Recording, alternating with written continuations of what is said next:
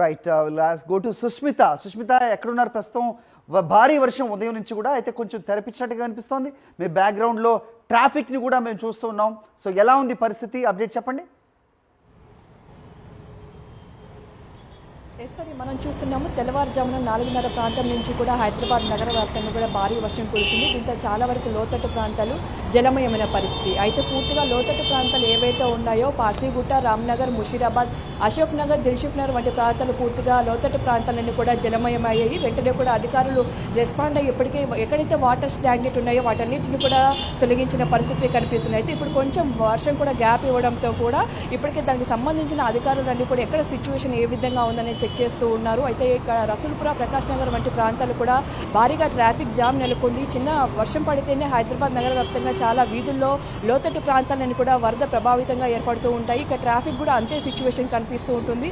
అయితే ప్రస్తుతం బేగంపేట ఏరియాలో కూడా భారీగా ట్రాఫిక్ జామ్ నెలకొంది. అయితే ట్రాఫిక్ జామ్తో పాటు కూడా చాలా వీధుల్లో వర్షం నిల్వ ఉండడం, అంతేకాకుండా ఇళ్లలోకి వెళ్ళిపోవడంతో కూడా స్థానికులు ఆగ్రహం వ్యక్తం చేస్తున్నారు. అయితే వర్షం పడిన సమయంలోనే అధికారులు వచ్చి చూడడం చేస్తున్నప్పటికీ కూడా ముందు రాకపోవడం, చెక్ చేయకపోవడం కారణంగానే ఇవన్నీ జరుగుతూ ఉన్నాయి. అయితే వరద అనేది ఎక్కడి నుంచి వస్తుంది ఆ మూలాన్ని కనిపెట్టి వాటిని వెంటనే ఒక స్ట్రాటజిక్ నాలా డెవలప్మెంట్ అనేది ఒకటి ఏర్పాటు చేశారు. దాని త్రూ కూడా ఇటువంటి వరదలు రాకుండా చూడాలని కూడా చెప్తూ ఉన్నారు. కాకపోతే వర్షం పడిన సమయంలో వెంటనే 2-3 గంటల పాటు కూడా లోతట్టు ప్రాంతాల వారు ఇబ్బందులు పడుతూ ఉన్నారు. పూర్తిగా ఆ వీధులన్నీ కూడా అస్తవ్యస్తంగా, అలాగే ఇళ్లలోకి నీళ్లు వెళ్లడం, పూర్తిగా అన్ని సామాన్లు తడిచిపోవడం వంటివి జరుగుతూ ఉండడంతో కూడా ప్రజలంతా ఇబ్బందులు పడుతూ ఉన్నారు. అయితే పార్సిగుట్టలో వరద నీటిలో ఒక డెడ్ బాడీ కూడా కొట్టుకొని వచ్చింది. దానికి ఇప్పటికే అధికారులు దాన్ని ఉస్మానియా ఆసుపత్రికి పోస్ట్మార్టం నిమిత్తం పంపించారు. అయితే ఆ బంధువులకు కూడా అప్పగించినట్టుగా కూడా తెలుస్తుంది. చాలా వరకు ప్రాంతాల్లో నీటిమయమైన పరిస్థితి. అయితే ఇప్పుడిప్పుడే తగ్గుముఖం పట్టడంతో కూడా ఇప్పటికే జలమయమైన ప్రాంతాలన్నీ కూడా నీరన్నీ కూడా తొలగిస్తున్న పరిస్థితి. సో ఇప్పటి వరకు ప్రాంతాలు అయితే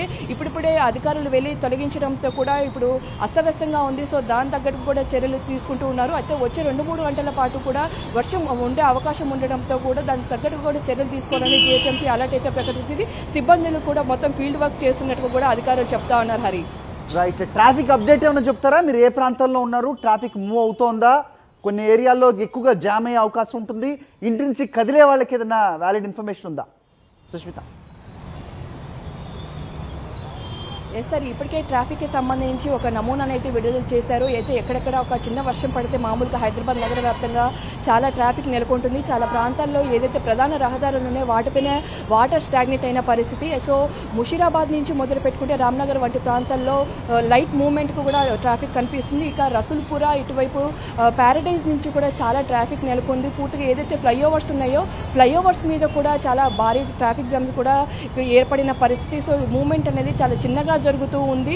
సో ఈ సమయంలో కూడా కొంతమంది బయటకు, అంటే అత్యవసరం అయితే బయటకు వస్తేనే బెటర్గా కనిపిస్తుంది. ఎందుకంటే బయటకు వచ్చి ఈ విధమైన ట్రాఫిక్ నెలకొండే కంటే కొంచెం లోపల ఉండి ఆ తర్వాత పూర్తిగా ఫ్రీ అయిన తర్వాత బయటకు వస్తే బెటర్గా కనిపిస్తుంది. సో బేగంపేట నుంచి ప్యారడైజ్ అటువైపుగా తార్నాక వైపు వెళ్తున్న వాహనాలన్నీ కూడా ఫ్రీగా ఉన్నప్పటికీ ప్యారడైజ్ నుంచి బేగంపేట వచ్చే రూట్ కూడా పూర్తిగా జామ్ అయిన పరిస్థితి. సో దానికి తగ్గట్టుగా కూడా ట్రాఫిక్ పోలీసులు చర్యలు తీసుకుంటూ ఉన్నారు. ఆల్టర్నేట్ రూట్స్ చూసుకొని అవసరమైతే తప్ప బయటికి రావద్దని కూడా చెప్తా ఉన్నారు. హరి, రైట్ సుష్మిత.